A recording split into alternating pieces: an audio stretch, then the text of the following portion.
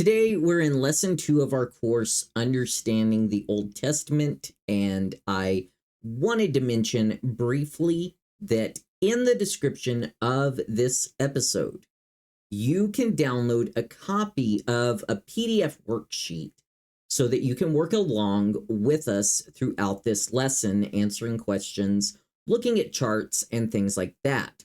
And we will end the lesson by looking over the questions that are in the worksheet. So go ahead, take a minute and download that, and you can work directly from that PDF. You don't have to print it out or anything like that. Just type your answers in and you'll be good to go. So go ahead and do that, and then let's get into our lesson. Last time, we looked at the significance of the Old Testament. We looked at the divisions of the Old Testament and the beginning. Now, this included the authorship as well as an outline of Genesis chapter 1 through chapter 11. So today, we will be looking at the patriarchs. This is Abraham, Isaac, Jacob, and Joseph. And I will be assigning you some homework for the week. But before we do any of that, let's take a quick look at the family tree of Israel. Genealogical research has become increasingly popular in recent years. And there are a lot of questions that people have about their heritage, about their ancestry. Where did my last name come from? What were my ancestors like? Were they committed to a particular faith tradition? What kind of past did they have? What country did they come from? Why did they leave that country? Are people with the same last name possibly related to me? Now, the questions are virtually endless, but numerous tools have been developed to help provide answers. You saw things like Ancestry.com and things like this that have become very popular in helping us to trace our heritage and our roots. In revealing the family tree of Israel, the Bible provides a framework to help us understand more about God and his people. Genesis chapter 12 through chapter 50 focuses on 4 patriarchs or elders of the nation of Israel. Again, this is Abraham, Isaac, Jacob, and Joseph. So, what is a patriarch? This is a word that we don't use a whole lot anymore in our Western culture. But the term patriarch refers to the individual who stood at the fountainhead of our faith. Again, Abraham, Isaac, and Jacob. They, along with their wives and their families, were pioneers of faith who paved the way for ancient Israel. They also have an honored position in the New Testament. The patriarchs are the ancestors of our faith. In the previous lesson, we found that Genesis 1 through 11 describes the background of humanity and the problem of sin.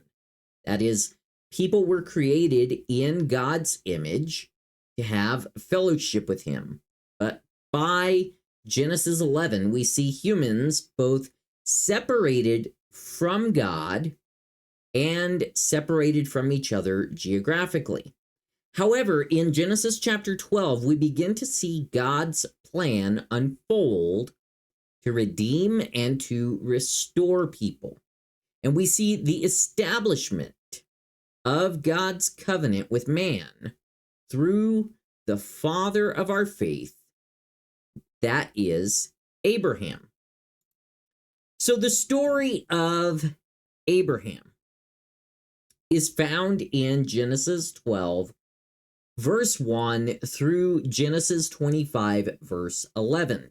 Now, Abraham is one of the greatest people in history.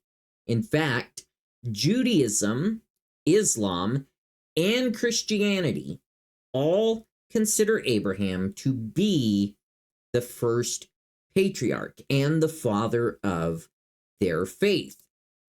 Abraham was born into a family that did not worship the one true God. In Joshua chapter 24, verse 2 through 3, Joshua said to all the people, "This is what the Lord, the God of Israel, says. Long ago, your ancestors, including Terah, the father of Abraham, and Nahor, lived beyond the Euphrates River and worshipped other gods. But I took your father Abraham from the land beyond the Euphrates and led him throughout Canaan and gave him many descendants. I gave him Isaac." But in response to God's call, Abraham left his father in Haran. So he was born into a family that did not worship the one true God, but he left that family to obey the call of God. Genesis 12 begins with a man and his small family traveling west to an unknown land. Now, why did they do this?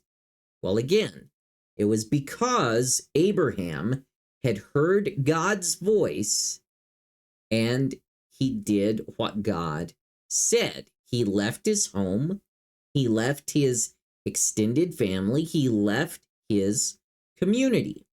He put his security and his future in the hands of God. He could set out on this lifelong camping trip because, as we read in Hebrews chapter 11, verse 8 through 10, he was looking forward to the city with foundations, whose architect and builder is God. Before moving to Haran, Abraham's family originally lived in Ur of the Chaldees. This was a city along the Tigris-Euphrates River Valley near the Persian Gulf. If you look at figure 1 in your worksheet, you're going to see this map. The large area between ancient Ur and the Nile River in Egypt, now known as the Fertile Crescent, is shaped, as its name implies, like an upturned crescent moon. While the land south of the crescent is desert, the land of the crescent itself is green and rich and very fertile. The two endpoints of the Fertile Crescent, this is Egypt and Chaldea or Babylon, were great centers of culture, of learning, and trade in the world at that time. Traders often traveled with loaded camels and donkeys between Egypt and Chaldea.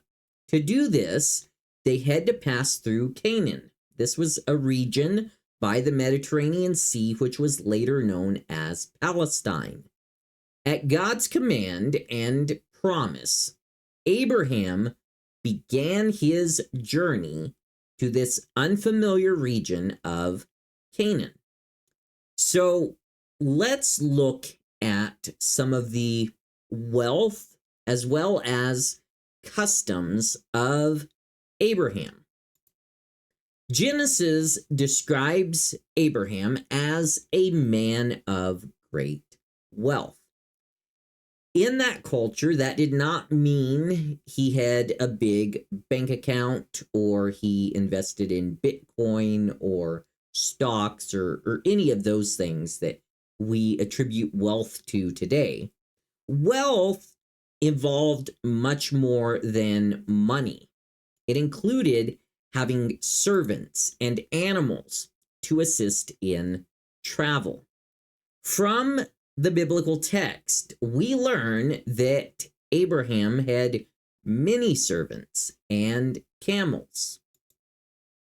In Genesis chapter 12, verses 10 through 20, we see how Abraham used deception for protection. So Abraham was not just a wealthy man. He was also a man rich in faith. And he is still known as the father of our faith. But the thing that we have to realize is, even though Abraham was the father of our faith, he was still imperfect, just as we are. So what happened in this situation? Well, famine pressured him to leave Canaan and to live in Egypt. And while he was there, his actions revealed his spiritual weaknesses. Not only was his wife, Sarah, very beautiful, she was also his half-sister. So, knowing that Pharaoh could kill him to acquire Sarah as his own wife, Abraham told Pharaoh that Sarah was his sister.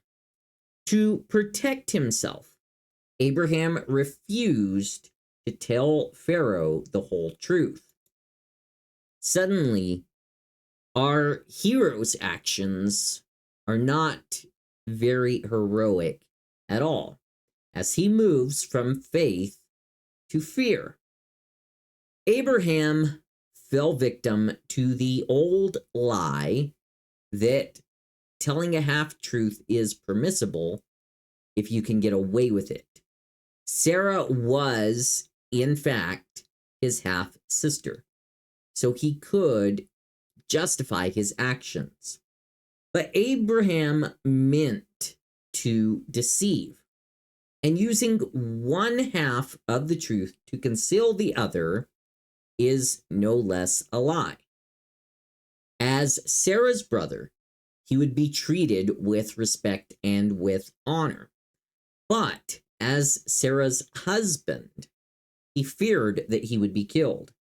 Now, at times, we can kind of get this idealistic or this romanticized view of the characters that we read about in the Bible. And we oftentimes emphasize their positive characteristics, and we overlook or we exclude the negative. We do the same thing when people die today that we were fond of.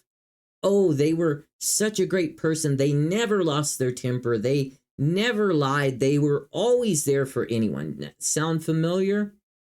We may superimpose a degree of holiness on Bible characters that is close to perfection. But if you really read the Bible, nothing could be further from the truth. The Bible paints a realistic picture of each and every person. Sure, it notes the positive qualities that need to be emulated, but it also shows us the negative qualities that should be avoided. Since the New Testament often refers to Abraham's example of righteousness by faith, we tend to forget that his faith was not always strong. He had moments of weakness, just as we do. From this episode with Pharaoh, we learn that all is not perfect with our main character. Abraham has lost faith in God's protection and has taken matters into his own hands. Now, God is always ready to enable us to overcome our weaknesses, but it must be done in his strength and not in our own. In Genesis chapter 15, verse 1 through 6, we read about the question of inheritance. Now, Customs vary from culture to culture. Some harmonize with biblical principles, some contradict biblical principles, and others can simply be considered neutral. Common practices in Abraham's time and location may help to explain why he did certain things that he did. For instance, according to one law or one custom, a childless couple could adopt one of their servants to be a son. The servant would then have all the rights of a natural born son. So this practice probably explains Abraham's quandary in Genesis 15. He knew that God had promised that he would become the father of many nations, yet he remained childless. When Abraham spoke to the Lord about giving his inheritance to his servant Eliezer, God renewed his promise to bless Abraham with a son and with numerous descendants.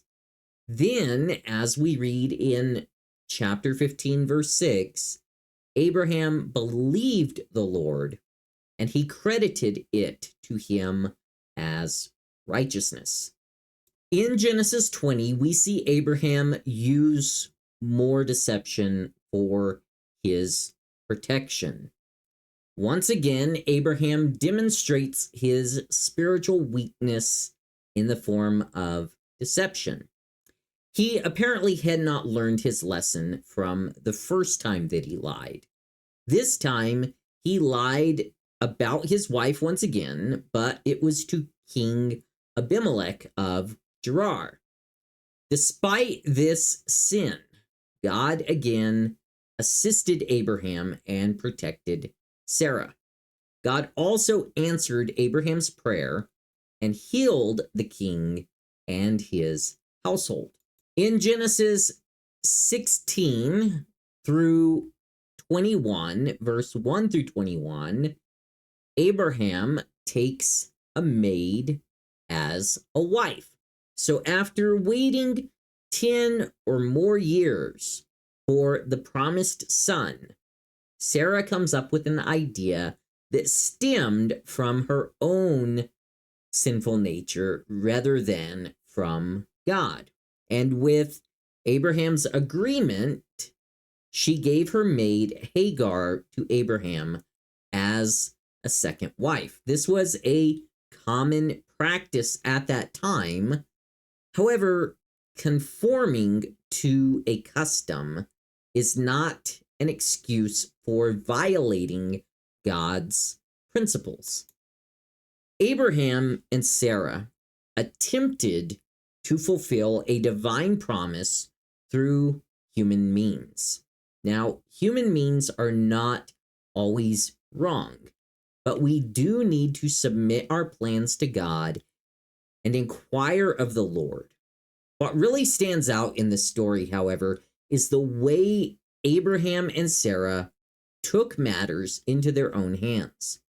The whole book of Genesis makes it clear that not only does God promise, but he delivers.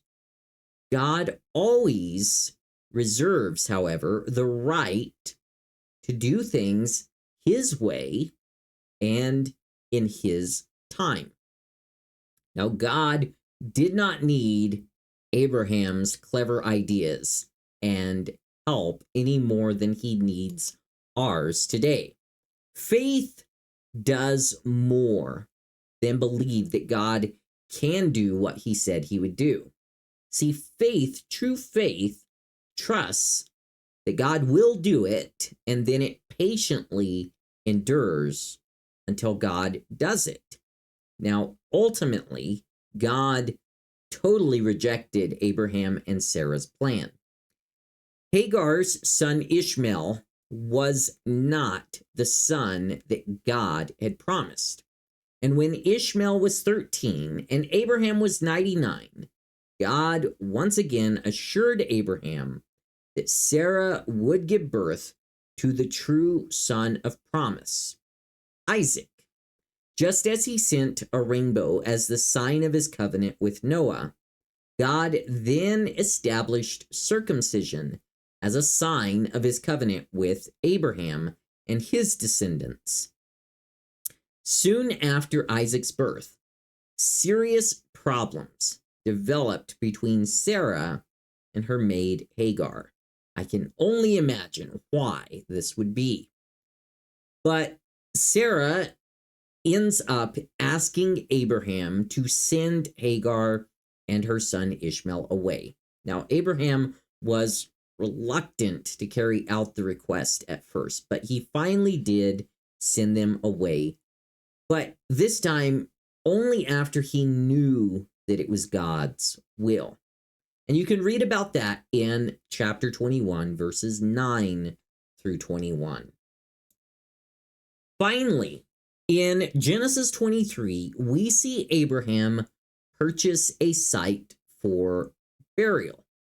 When Sarah died, Abraham again followed the custom of his day. He asked the Hittites to let him buy a tomb in which to bury his wife. After purchasing the cave of Machpelah and the field around it, Abraham buried Sarah there. The next thing that we see in regard to Abraham was his faith. In spite of the tension between Abraham's sin and Abraham's faith, God still honored and fulfilled his divine promise to Abraham. Now, the promise involved 6 elements. First of all, I will make you into a great nation. Second, I will bless you. Third, I will make your name great. Fourth, you will be a blessing to others. Fifth, I will bless those who bless you and curse the one who curses you. And finally, sixth, through you, all the families on the earth will be blessed.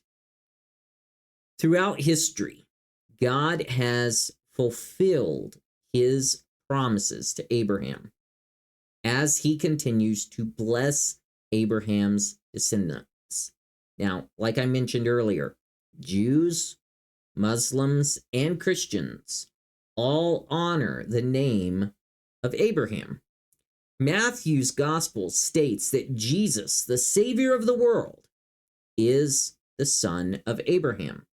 Thus, the promise that Abraham would be a blessing to all the families of the earth was ultimately fulfilled in Jesus Christ. As Paul states in Galatians chapter 3, verses 6 through 9, so also Abraham believed God, and it was credited to him as righteousness. Understand then that those who have faith are children of Abraham. Scripture foresaw that God would justify the Gentiles by faith and announce the gospel in advance to Abraham. All nations will be blessed through you. So those who rely on faith are blessed along with Abraham, the man of faith. When we read Genesis 18 and 19, we see how Abraham is moving in intercession. According to Isaiah chapter 41, verse 8, God considered Abraham his friend. And in Psalms chapter 25, verse 14, we read, "The Lord confides in those who fear him.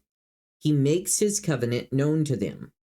We see this in God's revelation to Abraham of his intent to destroy Sodom and Gomorrah. God's plan shocked Abraham because he had relatives living there. Abraham approached the Lord in earnest intercession, asking, "Will not the judge of all the earth do right?" Finally, God promised Abraham that he would save Sodom and Gomorrah if he found 10 righteous people living there. See, here's the thing. A lot of times people look at situations in the Old Testament, this being one of them, and they say, well, the God of the Old Testament was vengeful and wrathful and just wanted to bring the hammer down. And what they don't realize is God desired to show mercy. But because he could not find even 10 righteous people there, he destroyed the cities. Still, as a kindness to Abraham, God rescued his relative, Lot, and Lot's family. Finally, when we read Genesis 22, we see how Abraham goes through testing. Genesis, the very first book of the Bible, affirms that God tests his children. Although no test or trial is pleasant in our sight, one of the ways that God accomplishes his purposes is in testing us. After Isaac, who was the son of promise, was born, Abraham's faith was greatly tested when God asked him to sacrifice Isaac on Mount Moriah. Now, this is one of the most suspenseful and shocking stories in the Bible. In obedience, Abraham began to carry out plans that would result in the sacrifice of his son. As father and son made the long walk to the mountain Moriah, Isaac asked a difficult question. We have the wood, we have the fire. Where is the sacrifice? Abraham assured Isaac that God would provide a sacrificial lamb. Yet when they reached the designated place, Abraham bound Isaac and put him on the altar. He grabbed the knife. He was ready to sacrifice his son. Then, in Genesis chapter 22, verse 11 and 12, we read, God spoke, Abraham, Abraham, do not lay a hand on the boy. Do not do anything to him. It was at that moment that Abraham saw a ram caught in the thicket. God had provided a sacrifice. In Genesis chapter 15, God confirmed his commitment to Abraham with a sacrifice. Now it was Abraham's turn to do the same. Although we read that this is only a test, the idea of commanding child sacrifice is still a shock for us. Perhaps, however, it was a bit less so for Abraham. What we don't realize is Abraham lived in a culture where people tended to think of their children more as extensions of the parents and less as individuals with their own rights. Also, child sacrifice, specifically of the firstborn, was common. Although Isaac was a son and not a sheep, the law had not yet been given.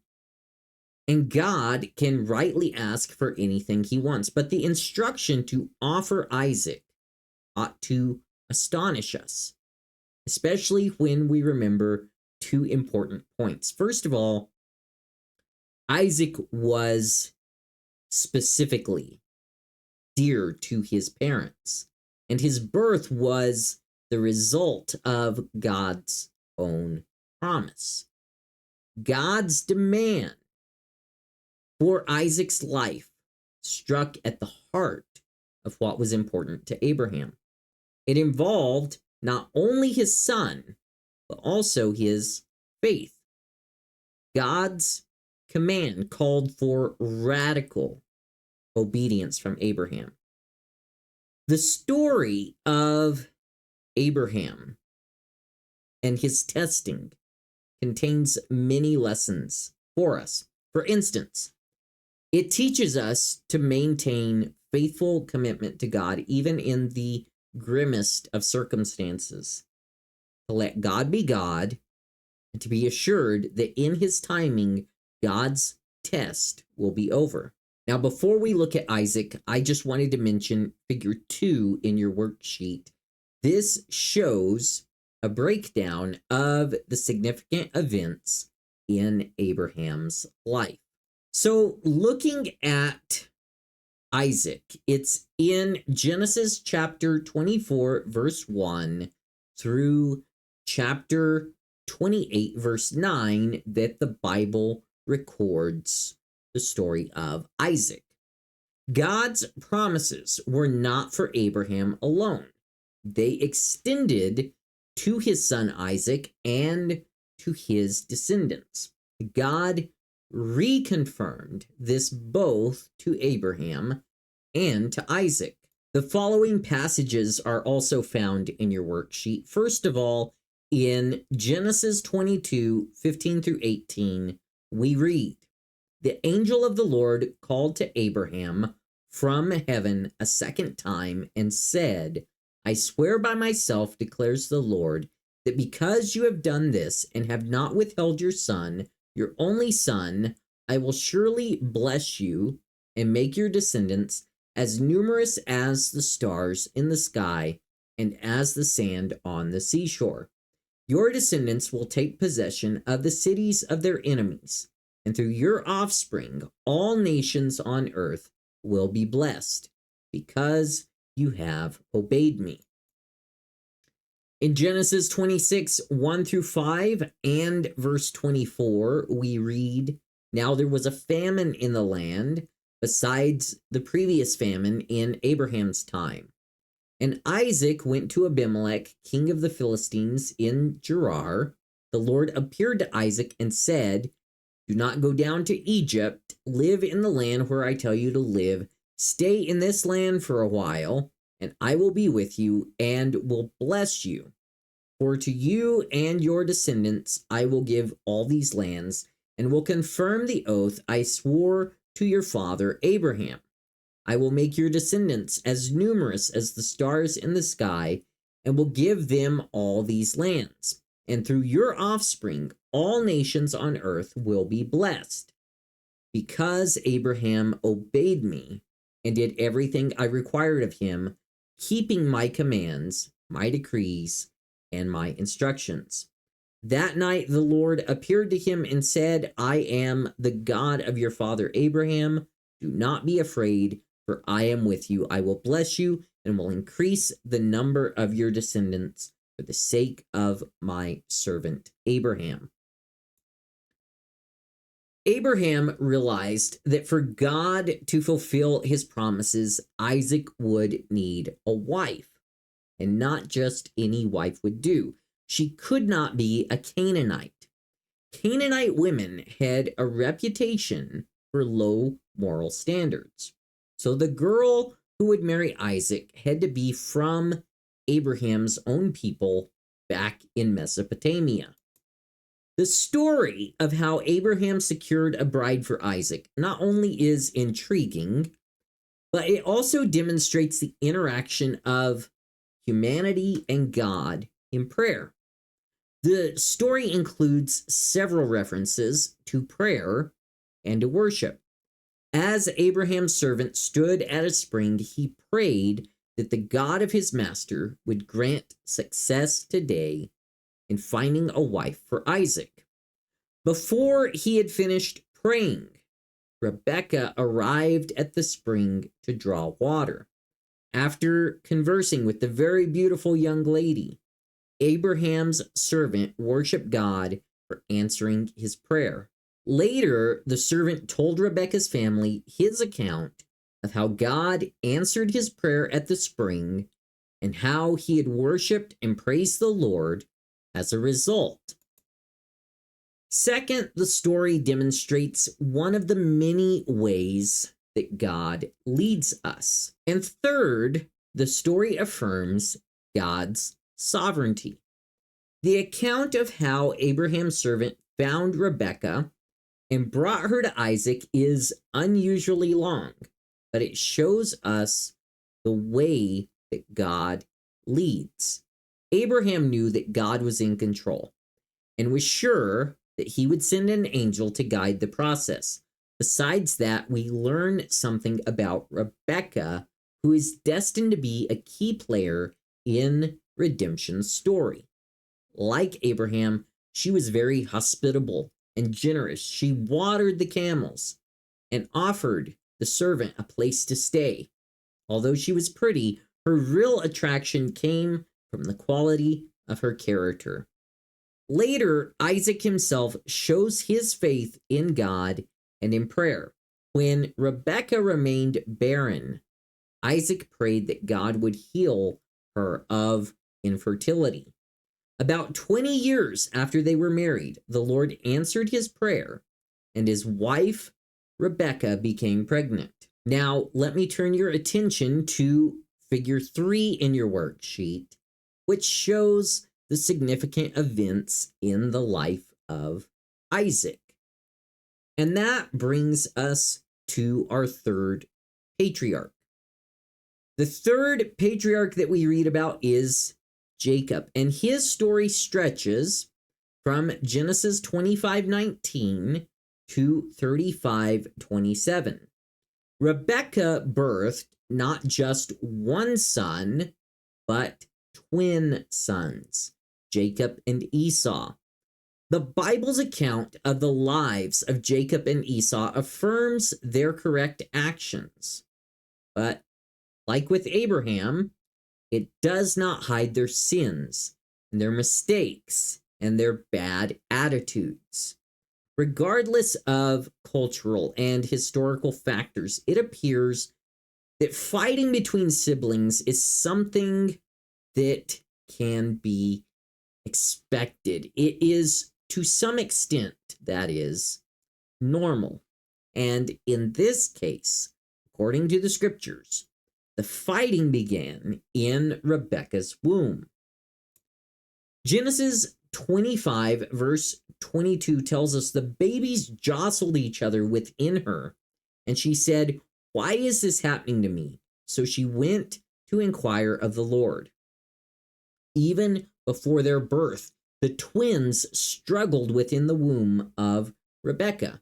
So she inquired as to the significance, and God told her that this was a sign that the two, followed in turn by their respective descendants, would struggle with each other in years to come, with the elder being made to serve the younger.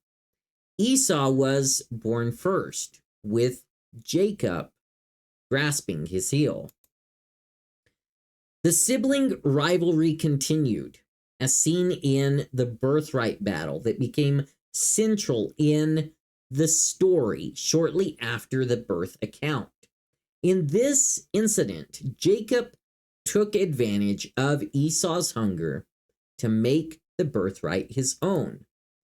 Later, with his mother Rebekah's help, Jacob deceives his blind father, who was also in poor physical condition.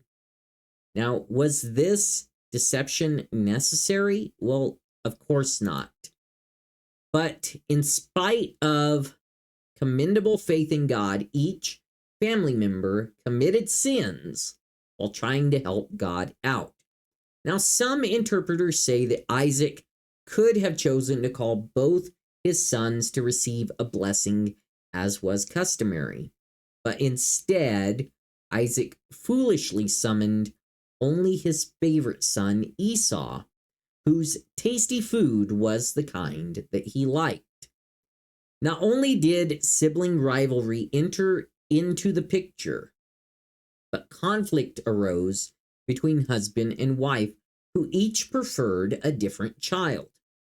This led to the sin of favoritism, resulting in the family feud over the birthright.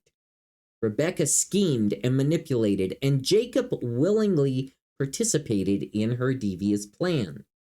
While Jacob objected at first, his protests seemed to be motivated by fear of getting caught rather than by genuine concern about the moral issue of deceiving his father.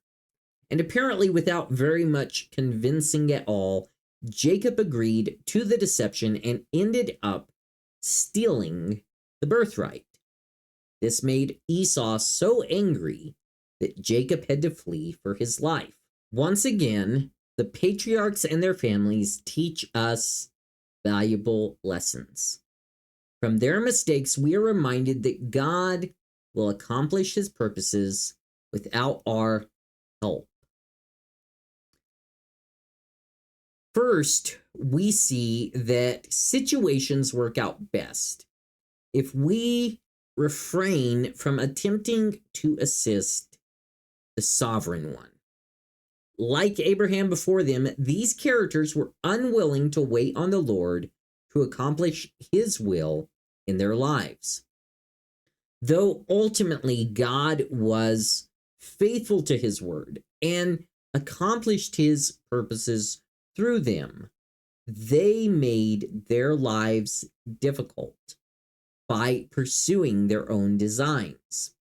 While other biblical narratives illustrate the exemplary behavior of great heroes of the faith, in this lesson we see time and time again the fallibility of each member of the chosen family.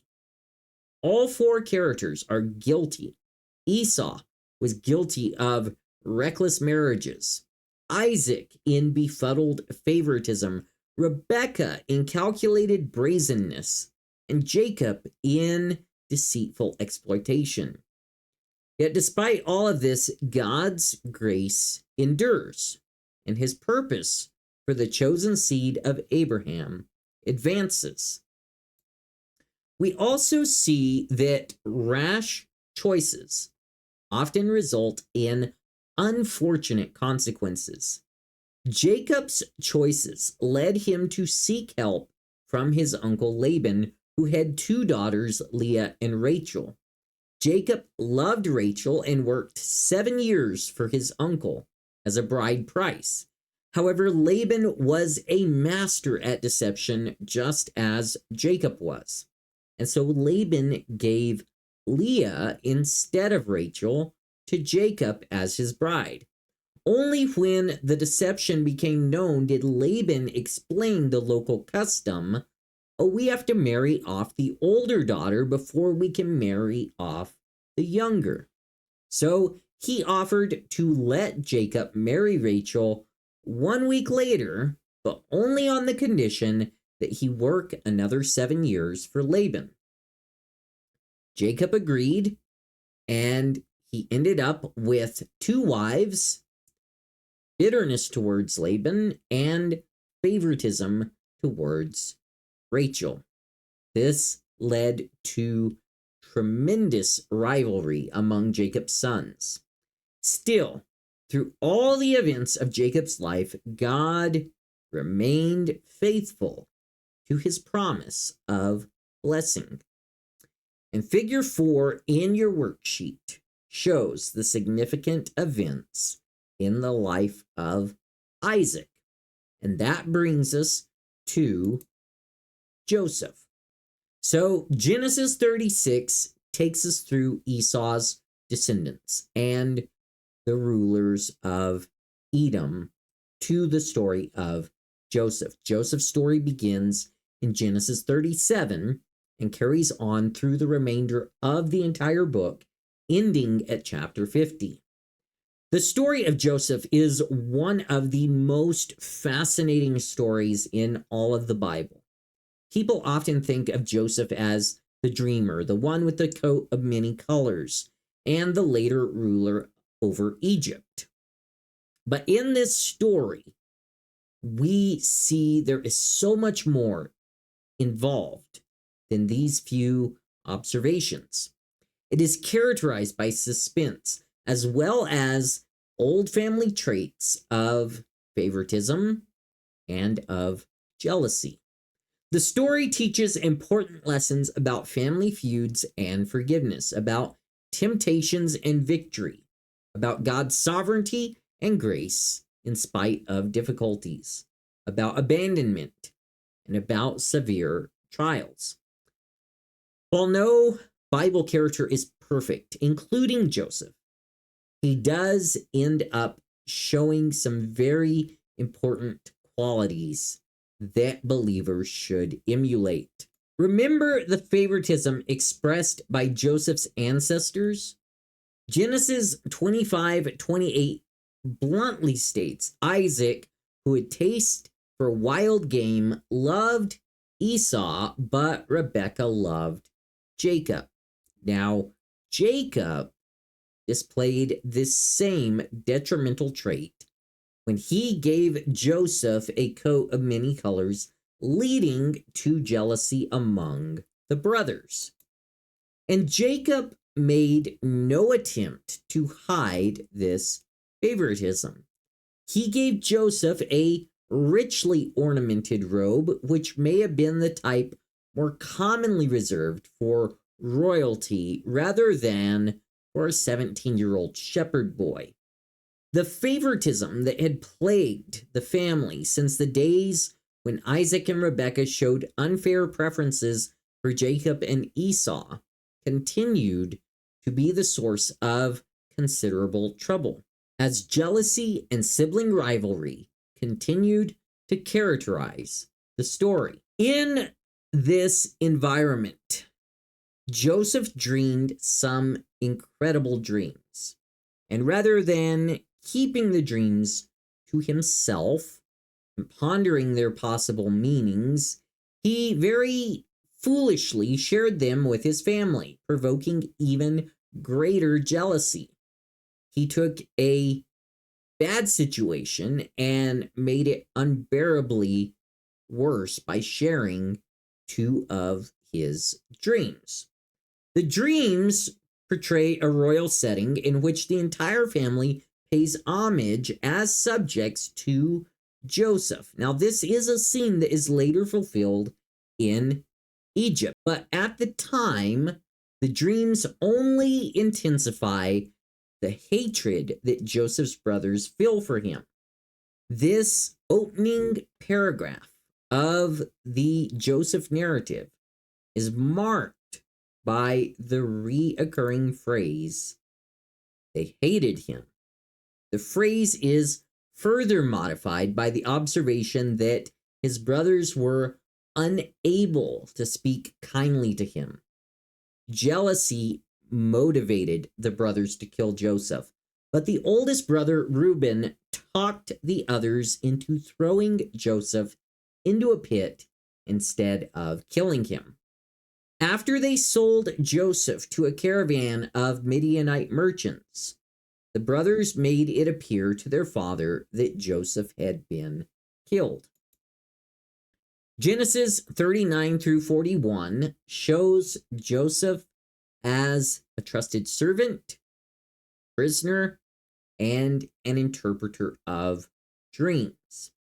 The Midianites took Joseph to Egypt and sold him to Potiphar. This was a high-ranking official under Pharaoh. Joseph became a servant in Potiphar's house and performed his duties in a commendable manner. However, Potiphar's wife desired young, handsome Joseph, and although she repeatedly attempted to seduce him, he consistently refused. Joseph displayed great character in resisting temptation. Yet one day, something went terribly wrong. Potiphar's wife approached Joseph again, this time grabbing onto his cloak. Realizing how intent she was in fulfilling her desire, Joseph knew the only way of escape was to run, and he ran, leaving his cloak in her left hand, which she used as evidence to falsely accuse Joseph of sexual assault. Potiphar, filled with rage and anger, had Joseph thrown into prison. Although Joseph again found himself in discouraging and unfair circumstances, God's purpose and sovereignty would be revealed in his time. It was Joseph's refusal to have sex with Potiphar's wife that eventually landed him in prison. But it was in prison where he met Pharaoh's cupbearer, who had the connections to help Joseph. So it was faithfulness to God that resulted not only in Joseph's advancement in Potiphar's house, but his disgrace and imprisonment. And this shows us an important principle regarding faithfulness and obedience. Obedience to God does not guarantee smooth travels. The idea of live for God and everything will go smoothly is not reality. Oftentimes, the road of obedience is very bumpy. Nevertheless, his faithfulness resulted in another advancement in prison and ultimately vindication in Pharaoh's court. While Joseph was in prison, God enabled him to interpret dreams for Pharaoh's cupbearer and baker. Although the baker was executed, the cupbearer was reinstated to his position. After his release from prison, the cupbearer forgot about Joseph until 2 years later when Pharaoh became troubled by his own dreams. The cupbearer suggested that Joseph be brought before Pharaoh to interpret the king's dreams. And when Pharaoh recounted his dreams for Joseph, Joseph explained that God would send Egypt 7 years of abundance followed by 7 years of famine. He even suggested a plan to prepare for the coming events. Recognizing that God had gifted Joseph with wisdom, Pharaoh appointed Joseph to be a great ruler under his supervision. Genesis 42 through 50 reveals the work that God had been doing all along. As Joseph becomes the family rescuer, the hand of God was clearly at work. As Pharaoh's second in command, Joseph was in the position to keep the Israelites alive, to help save his father, his brothers, and their families from the effects of the famine. First, however, God needed to reunite Joseph with his brothers. When his brothers first journeyed to Egypt to buy grain, Joseph recognized his brothers, but they did not recognize him. Now, Joseph was older. They had not seen him in a long time. He was probably wearing makeup as the Egyptian royalty did. Thus, Joseph faced a delicate dilemma. Due to past events, he knew that he needed to verify his brother's trustworthiness, and he wanted to ascertain that their hearts had changed. So to test them, he decides to trick them. Claiming they were spies, he allowed them to return home only if they promised to bring their younger brother Benjamin with them the next time. On their second trip to Egypt, false accusation entered the story again. But this time it was Joseph falsely accusing his own brother Benjamin of stealing his cup. Unaware of Benjamin's innocence and Joseph's identity, Judah volunteered to take Benjamin's place in punishment. And Judah's impassioned plea moved Joseph greatly. Many years later, the dreams of Joseph's youth were being fulfilled before his very eyes. The brothers were bowing to him, including Judah, and Joseph could stand it no more. The whole thing was torturing him as much as his brothers. Impressed with this show of loyalty and moved to tears, he ordered his Egyptian servants out of the room. Once they were in private, Joseph revealed his true identity to his brothers, who must have been shocked. The man who had saved them from starvation was the brother they had thought about killing, but sold into slavery. This was a interesting family reunion, to say the least. Joseph then asked his brothers to get their father and move the entire family to Egypt, and the brothers did, and the family was rescued. One of the many lessons that we learn is that God is the key person in this story and not Joseph. The exercise of God's sovereignty is demonstrated again and again. The account of Joseph reaffirms truths that are found in the first part of Genesis. God had made both good and evil possible in the Garden of Eden at the beginning of the book of Genesis. Now, at its conclusion, we learn that in his grace, in his mercy, he works to accomplish his good through even the sinful actions of human beings. The book offers no explanation of how God turns evil into good on our behalf, but implicit here is the intimate relationship between divine sovereignty and human responsibility. We can never fully understand how both are held together, yet both are clearly affirmed in Scripture. Last thing I want to mention is figure 5 in your worksheet. This shows the significant events in the life of Joseph. Now, before we review our lesson, let's look at your homework for the week. So your homework for the week, and I mentioned this at the end of lesson 1, if you need to take more than a week to do this, go right ahead. My plan is to release, Lord willing, one of these lessons every week. So I say homework for the week.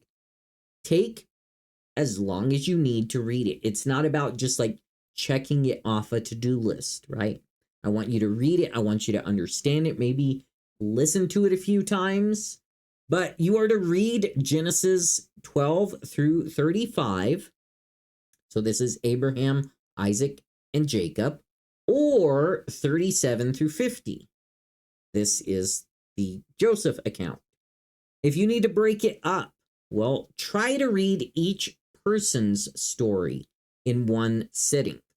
And if you choose to use an audio Bible, that's fine too. You can listen to it. You could listen to it on your way to work or whatever, cleaning the house or whatever. But pay attention to it. Listen to it. If you're listening to it, it really doesn't take that long. And so I would recommend that you listen to it maybe a few times so that you grasp it more clearly. But however long it takes you to get it done, go ahead and get that done before you move on to lesson 3. So that's your homework for the week. Now let's review our lesson. What does the framework of the Bible help us understand? It helps us understand God and his people. What is a patriarch? Patriarchs are individuals who stood at the fountainhead of our faith. Question 3. How does Genesis 12 begin? Genesis 12 begins with a man and his family traveling to an unknown land. Question 4. Where did Abraham's family originally live? They lived in Ur of the Chaldees. Question 5. What kind of picture does the Bible paint concerning the people within its pages? The Bible paints a realistic picture of each person. It notes the positive attributes and qualities that should be emulated, and it doesn't hide the negative ones that should be avoided. Question 6, what 6 elements do we see involving the promises of God in Abraham's life? First of all, I will make you into a great nation. Then I will bless you. I will make your name great. You will be a blessing to others. I will bless those who bless you and curse the one who curses you. Through you, all the families on the earth will be blessed. Question 7, what is one of the ways that God accomplishes his purposes in our lives? This is through testing. Question 8, what 2 things does the story of Abraham securing a wife for Isaac demonstrate? First of all, the story demonstrates the interaction of humanity and God in prayer, and one of the many ways that God leads us. Question 9, what does the story of Abraham securing a wife for Isaac affirm? It affirms God's sovereignty. Question 10, what 2 valuable lessons do we learn from the patriarchs and their families? First of all, situations work out best if we refrain from attempting to assist the sovereign one, and rash choices often lead to unfortunate consequences. Question 11, what important principle can we see in Joseph's life regarding faithfulness and obedience to God? Obedience to God does not guarantee smooth travels. And question 12, what is one of the many lessons that we learn from the story of Joseph? We learn that God is the key person, not Joseph.